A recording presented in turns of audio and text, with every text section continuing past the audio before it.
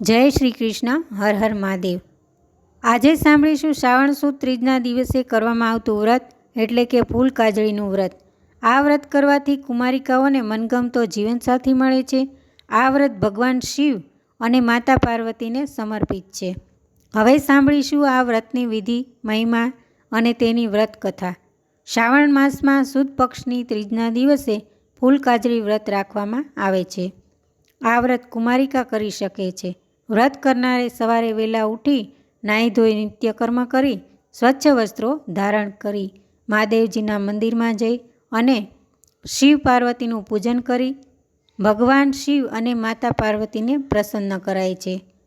ફૂલ કાજળી વ્રત એટલે આ વ્રતમાં ફૂલનું વિશેષ મહત્ત્વ દર્શાવવામાં આવ્યું છે, જેમાં ગુલાબ, કરેણ અને ચમેલીનું ઘણું મહત્ત્વ છે.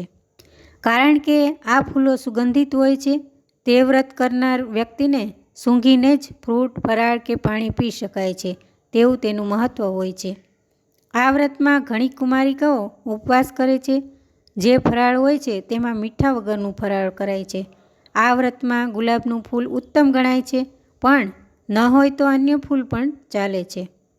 શિવ પાર્વતીનું પૂજન મંદિરે કર્યા બાદ જ્યારે સાંજનો સમય હોય છે ત્યારે ગાય માતા ઘરે પધારે છે. ત્યારે ગાયનું પૂજન કરી આ વ્રતની કથા સાંભળવી. આ વ્રત 5 અથવા 7 વર્ષ કરાય છે. પછી તેનું ઉજવણું કુમારિકાઓને ગોરણી કરી જમાડી અને કુમારિકા રાજી થાય તેવી વસ્તુ કે ભેટ આપવાની હોય છે. હવે સાંભળીશું વાર્તા. બોલો મહાદેવની જય, માતા પાર્વતીની જય. એક ગામમાં બ્રાહ્મણ અને બ્રાહ્મણી રહે. તેને ત્યાં એક કન્યાએ જન્મ લીધો. દિવસે ને દિવસે કન્યા મોટી થતી જાય છે. બ્રાહ્મણ અને બ્રાહ્મણીને ચિંતા થાય છે.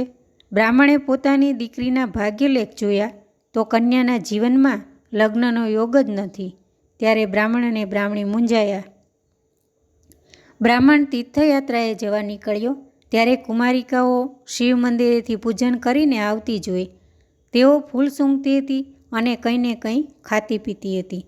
બ્રાહ્મણ તે બાળકીઓને પાસે જઈને પૂછવા લાગ્યો, બેટા, આ ફૂલ સૂંઘીને કેમ ખાઓ પીવો છો? ત્યારે કુમારિકાએ બ્રાહ્મણને કહ્યું કે આ ફૂલ કાજળી વ્રતનો નિયમ છે. બ્રાહ્મણે પૂછ્યું, આ વ્રત કેવી રીતે થાય અને વ્રત કરવાથી શું ફળ પ્રાપ્ત થાય છે? ત્યારે એક કુમારિકા બોલી, ફૂલ કાજળીનું વ્રત કરવાથી મનગમતો જીવનસાથી મળે છે. બ્રાહ્મણે આ વ્રત અને ઉજવણાની વિધિ પૂછી. ત્યારે કુમારિકાએ કહ્યું, આ ફૂલ કાજળીનું વ્રત સુદ ત્રીજના દિવસે આ વ્રત કરાય છે. શિવ પાર્વતીના આશીર્વાદથી મનગમતો વર મેળવી શકાય છે. બાળાઓ પાસેથી વ્રતની વિધિ જાણી અને ઘરે આવી પોતાની દીકરીને વ્રતની વિધિ કહી સંભળાવી. ધીરે ધીરે સમય વીતી ગયો.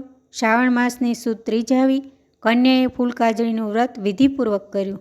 પૂરી શ્રદ્ધાથી ભગવાન મહાદેવ અને માતા પાર્વતીનું પૂજન અર્ચન કર્યું. ત્યારે શિવ પાર્વતી પ્રસન્ન થાય છે અને કન્યાના ભાગ્ય ખુલી જાય છે અને કન્યાના માગા આવે છે. ત્યારે બ્રાહ્મણ પ્રસન્ન થઈ વિચારે છે કે આ તો ભગવાન શિવ પાર્વતીના વ્રતનો ફૂલ કાજળીનો પ્રભાવ છે. કન્યાને યોગ્ય અને સુપાત્ર વર મળે છે.